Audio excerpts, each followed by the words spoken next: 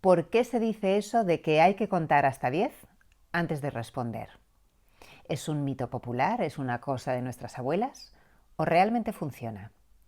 Y si funciona, ¿por qué funciona? ¿Funciona siempre? Hoy vamos a hablar de los secuestros emocionales, de cómo funciona el miedo y de cómo ayudar a tu cerebro a sentir más seguridad y responder mejor. Hoy permíteme que me ponga un poquito más científica, un poquito más técnica, pero verás que es importante también comprender esta parte del proceso.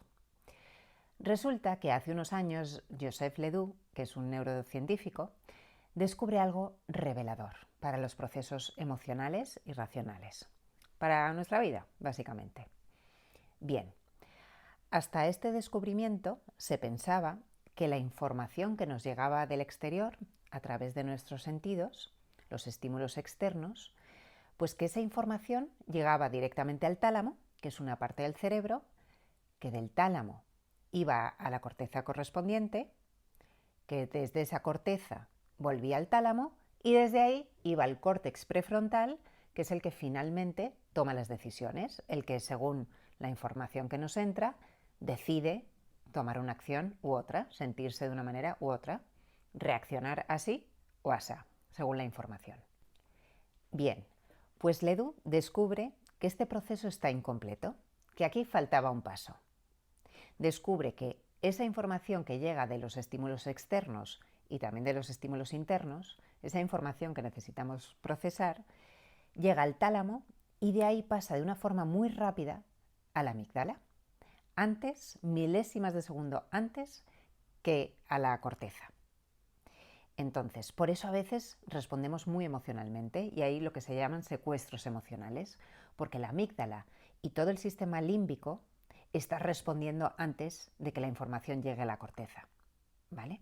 Y este sistema límbico, lo interesante es que es una estructura que tiene capacidad de memoria y de respuesta por sí misma. Falta todavía la información racional, que nos ayuda a tener una respuesta integrada a lo que está pasando, o fuera o dentro.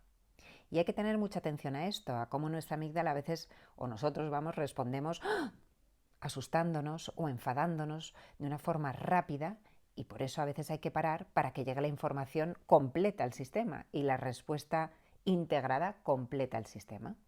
Mira, el tálamo, esa parte del cerebro, es como el cocinero de la mente, así lo llaman, porque toma toda la información de las diferentes estructuras y memorias y tipos de reacciones y luego desde ahí tomamos una decisión. Bien, esquemita, muy sencillo. Imagínate que yo estoy en mi cama, así medio adormilada, y veo una sombra. Esa información visual lo primero que hace es ir al tálamo. Y del tálamo se abren dos vías. Va a la amígdala y al sistema límbico, a otras partes del sistema límbico y al cerebro reptiliano. Y ahí mi reacción va a ser ¡ah! Un susto. Me asusta, esto parece peligroso, venga, manda una reacción de sobresalto, de llamar a la policía, de tensarte, de meterte debajo de las sábanas, de forma muy rápida. A su vez, esta información está llegando al cerebro, a la corteza occipital, que va a la información visual, y a la vez, pero un poquito más lento, está llegando la información a la corteza prefrontal, ¿vale? Que ya es la que me dice después de una primera reacción, Rocío, es un traje que está colgado de una percha, tranquila, estás en tu casa, ¿vale? Pero hay una primera reacción de sobresalto y luego ya, un poquito después, cuestión de segundos, llega la respuesta completa. Vale, esto parecía peligroso, pero es una percha con un vestido colgado y tal. Lo mismo nos puede pasar con cualquier otro estímulo. Por ejemplo, un estímulo interno. Me viene la imagen mental de un accidente, me asusto, y enseguida entra la corteza prefrontal, todo cocinadito por el tálamo, que me dice que no está pasando, que es un pensamiento. Bien, entonces ahí tengo un margen para calmarme, aunque haya una primera respuesta de sobresalto. Y por eso es muy importante ir haciéndose consciente de estos procesos, ¿no? De cómo funciona para aprender a autorregularnos, calmarnos y no asustarnos del susto. ¿Qué pasa? Que esa parte más racional de la corteza prefrontal, de que alguien o nosotros mismos nos diga nos digamos, esto no es peligroso, no pasa nada, es una percha, o es un perro, quien tenga miedo a los perros, o es un avión y es completamente seguro. Eso tiene mucho de aprendizaje. Si nuestros padres o nuestras figuras de apego no nos enseñaron como esa parte de aprender a calmarnos cuando nos asustamos o cuando nos enfadamos o cuando cualquier tipo de reacción más de secuestro emocional, más impulsiva, más de esa primera reacción, ¿no? Si no ha habido un entrenamiento de aprender a meter pensamiento racional en esa primera reacción, puede que tengamos ahí un poco más de desregulación, de dificultad. ¿Y qué pasa? Que hay momentos o hay procesos en los que esa primera reacción de la amígdala es un poco desproporcionada. Hay una hiperactivación de la amígdala y hay un bloqueo de comunicación con el tálamo y se lía toda la comunicación interna, básicamente. No te interesa tampoco entrar demasiado en detalles, a no ser que te dediques a esto. Hay como un problema de comunicación y por eso nosotros muchas veces decimos que es un malentendido interno de no estar entendiendo que esto no es peligroso, que no se puede calmar. Está habiendo una falta de comunicación entre nuestras partes, estructuras cerebrales. Porque ¿qué pasa?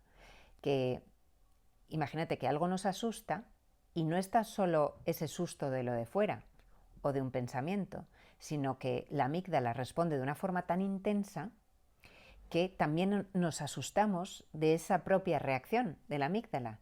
Es el clásico miedo al miedo. Y ya como que no hay acceso a la parte más racional o de seguridad o de nos sentimos no solo con miedo a lo de fuera, sino también como muy invadidos de una sensación de desprotección, de yo no puedo con esto, de esto me desborda, la propia reacción a lo que está pasando. Y aquí es donde tenemos que seguir trabajando y generando seguridad en nuestro sistema.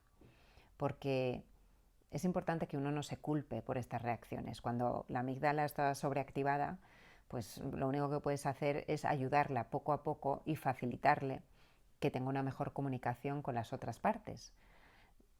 Es algo aprendido, es algo que sucede en milésimas de segundo y es algo que puedes ir poco a poco cambiando gracias a la neuroplasticidad cerebral, gracias a tratarte bien, gracias a aprender a autorregularte y demás técnicas que ya sabes y demás acercamientos y comprensiones que puede que ya conozcas.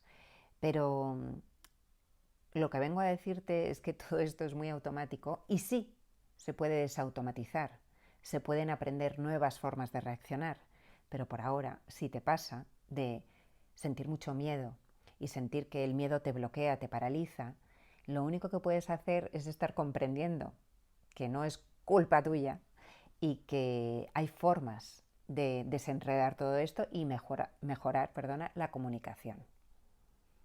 La amígdala va a ser una compañera de viaje y hay que tratarla con amabilidad, no tiene acceso a cierta información y se la vamos a tener que dar nosotros, vamos a tener muchas veces que actuar a lo mejor como aquel padre, aquella madre que a lo mejor no nos supo calmar o que nos decía la información que nos metía, por ejemplo, era que hay ciertas cosas que son peligrosas cuando no lo son. Y a lo mejor tú de adulto sabes que hay cosas que no son peligrosas, pero tu aprendizaje sí ha sido de ver eso como peligroso. Entonces ahora toca ir viendo todo eso paso a paso. Esto simplemente era explicarte el proceso y el papel de la amígdala muy resumido en el miedo y también en otras emociones como la rabia o la tristeza y cómo ir metiéndole poco a poco habilidad para poder reaccionar distinto.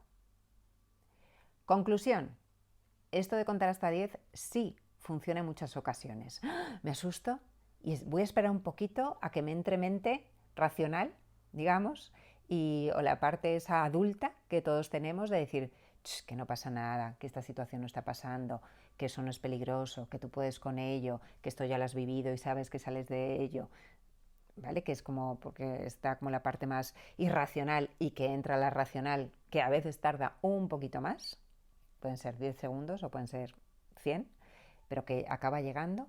Y si ves que no llega y que te quedas como gripado en lo emocional, como secuestrado emocionalmente, como colapsado por el miedo, pues poco a poco ir ayudando a que haya más comunicación entre amígdala y corteza prefrontal. Sería así como para resumir.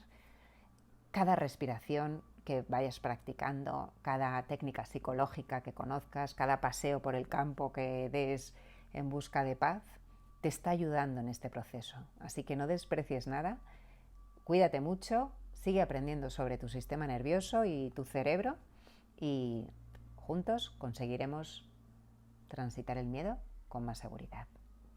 Gracias por estar ahí y nos vemos pronto.